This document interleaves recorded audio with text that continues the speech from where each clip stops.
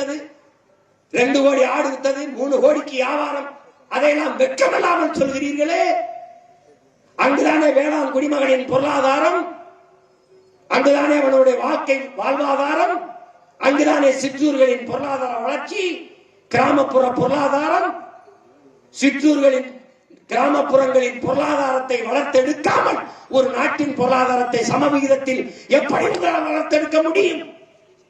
எப்படி முடியும்?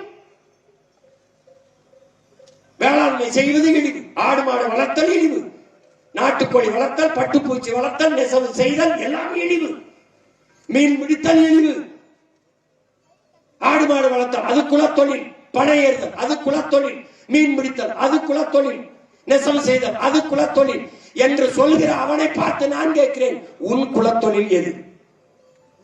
உட்கார்ந்து திட்டு சாகிறதாடா பயல, உன் குலத்தொழில் எது?